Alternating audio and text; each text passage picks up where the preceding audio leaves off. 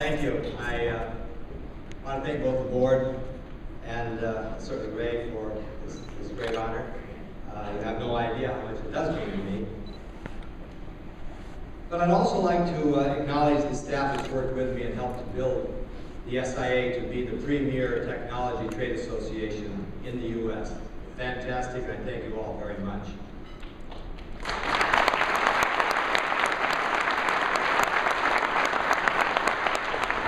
I've had the good fortune to spend over 50 years in the semiconductor industry, and it could not have been a better time or a better career.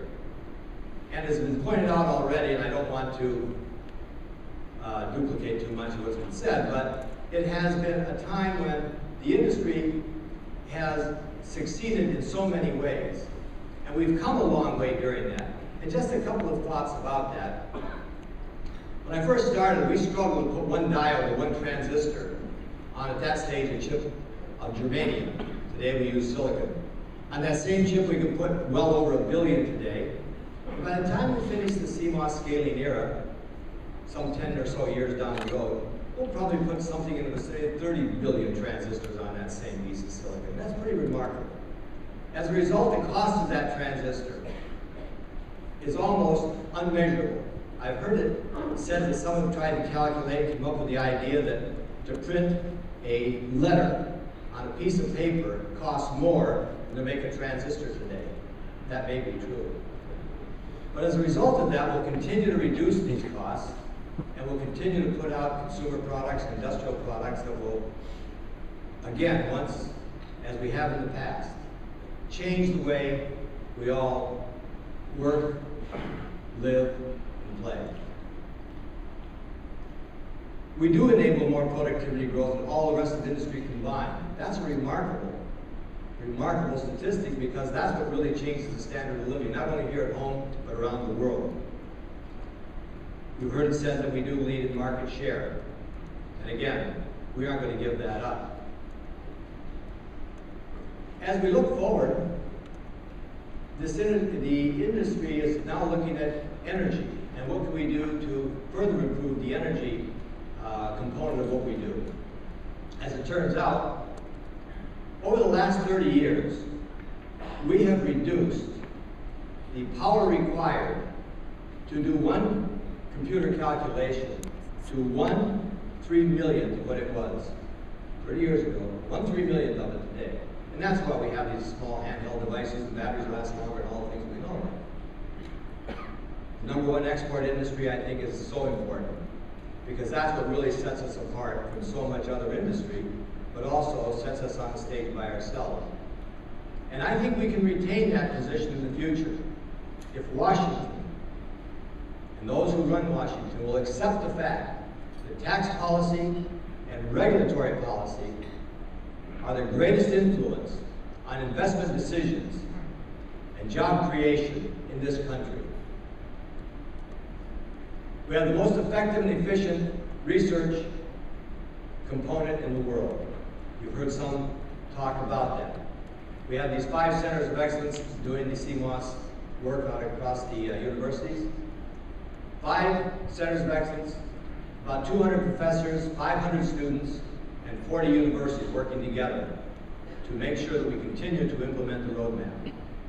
And with that, we'll continue to implement Moore's Law. Looking to the future, we have put in place our Nano Research Initiative. It's focused on finding that successor switch to the transistor. The objective is to lead the nano era for the next 60 years as we have the semiconductor era for the past 60 years.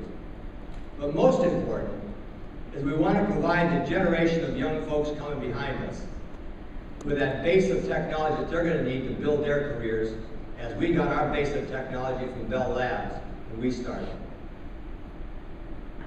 I was privileged to be on President Bush's Council Advisor on Science and Technology for 8 years. And in the course of that, I did head up a study on information technology and manufacturing. As a part of that study, I asked the National Science Foundation to go back and take a look at the vision that Vannevar Bush communicated back in 1945 that led to the founding of the National Science Foundation. And through that, the federal funding of research, basic research at our universities. And having done that, then I asked them to put together a vision that would fit the needs of today. And here is one brief paragraph from that document. I think it says a lot, and does give us a vision that we can follow for the future. Anticipating the future. Civilization is on the brink of a new industrial order. The big winners in the fierce global scramble for supremacy will not be those who simply make commodities faster and cheaper than the competition. They will be those who develop talent, techniques, and tools so advanced there is no competition. That's a tall order, but I think that's the objective we have to have. That means securing unquestioned superiority in nanotechnology, biotechnology, and information science and engineering. And it means upgrading and protecting the investments that have given us our present national stature and unsurpassed standard of living. I think that's a good vision. So with that, the challenge I leave you with then is to build on the great tradition of research and investment in technology, manufacturing, and marketing here in America, so that America will continue to lead in the nanoelectronics era for the next 60 years as we have the semiconductor era for the past 60 years. Thank you again so much.